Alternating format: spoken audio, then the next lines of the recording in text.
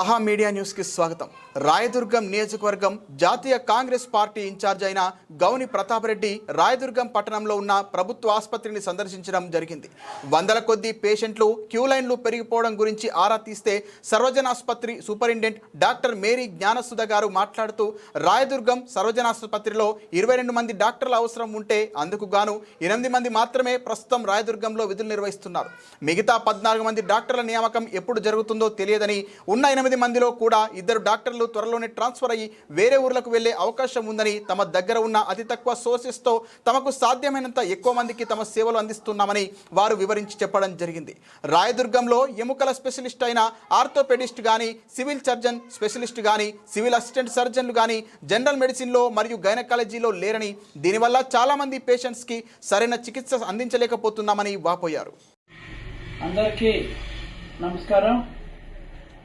ఈరోజు సెప్టెంబర్ 3, 2025.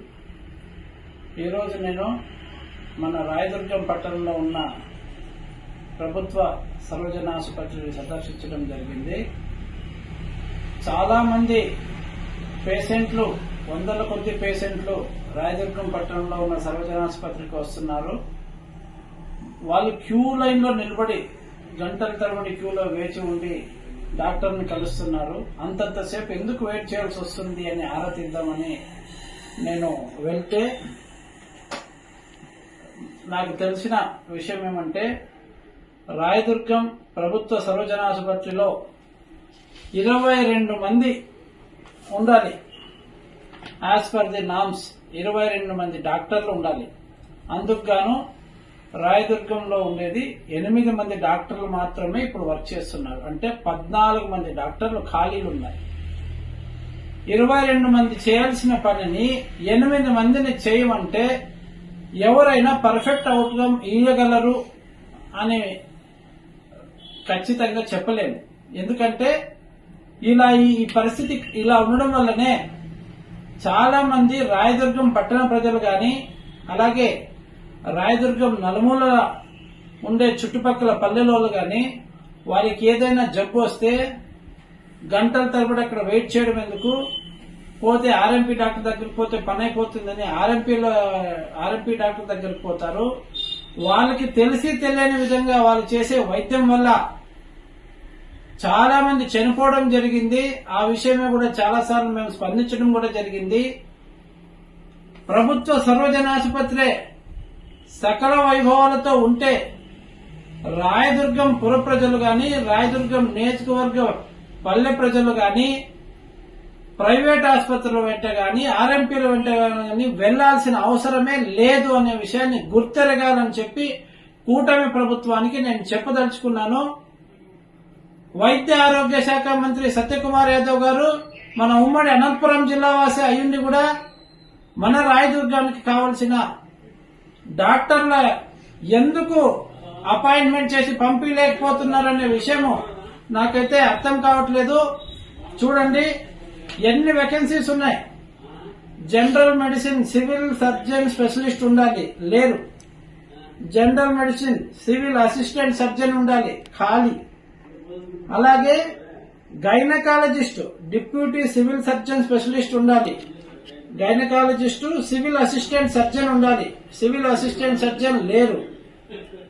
అలాగే పీడియాట్రిషియన్, చిన్న పిల్లల వైద్యులు ఒకరే ఒకరున్నారు, పీడియాట్రిషియన్ ఉండాలి, ఒకరే ఒకరున్నారు. Civil surgeon specialist, anaesthetist. Anaesthesia అంటే మనకు తెలిసిందే, ఎవరికైనా పెద్దగా గాయపడితే వాళ్ళకి స్టాప్ చేయండి. అనస్థీసియా అంటే ఎప్పుడైనా ఎవరికైనా పెద్ద దెబ్బలు తగినప్పుడు కనీసం వాళ్ళ కుట్లేయాలంటే కూడా అనస్థీసియా ఇచ్చి కుట్లేయాల్సి వస్తుంది. ఆ అనస్థీషియన్స్ కూడా పోస్టు ఖాళీలు ఉన్నాయి, 2 పోస్టులు ఖాళీలు ఉన్నాయి. అలాగే ENT, year nose tongue, year nose tongue, చెవి మళ్ళా ముక్కు మళ్ళా నాలుకకు సంబంధించిన వీళ్ళు కూడా ఇక్కడ రాయదుర్గంలో లేకపోవడం చాలా శోచనీయము. అలాగే ఆర్థోపెడిక్, సివిల్ అసిస్టెంట్ సర్జన్ లేరు, రేడియాలజిస్ట్ కూడా లేరు. Civil assistant surgeon, no radiologist available here.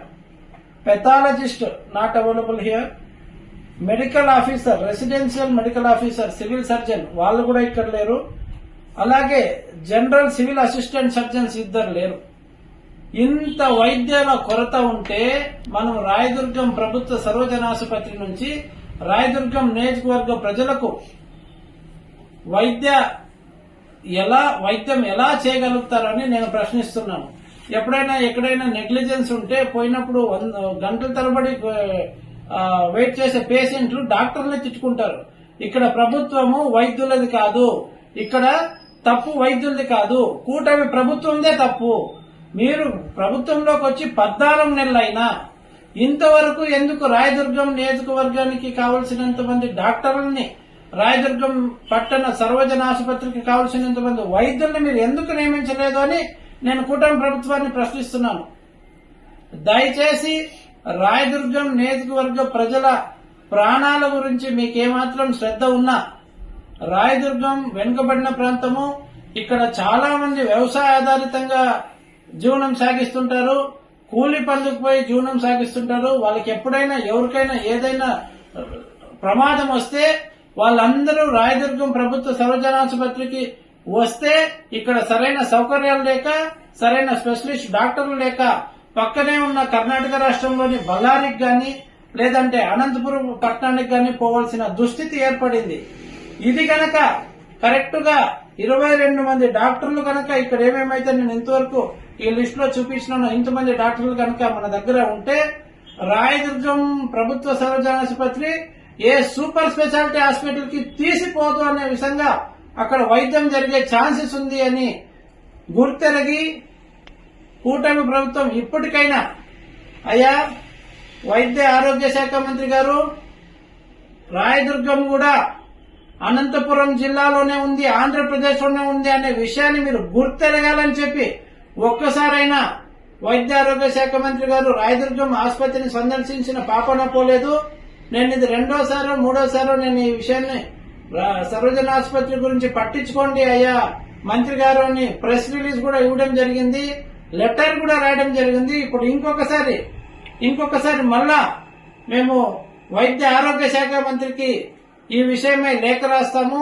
అలాగే వైద్యాధికారులకు కూడా ఈ విషయమై లేఖ రాస్తాము. డిఎస్హెచ్ఓ గాని అలాగే విజయవాడలో ఉన్న హెడ్ క్వార్టర్ గాని లేఖ రాస్తాము.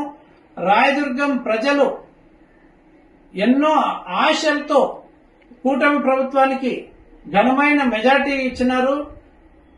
కనీసం ఆ ప్రజావసరాలకి కావలసిన విద్యా వైద్యం చాలా ఇంపార్టెంట్. ఆ వైద్యానికి కావలసిన అన్ని వ్యవస్థల్ని కరెక్ట్ గా పనిచేసేట్లు చేయమని చెప్పి వేడుకుంటున్నాను.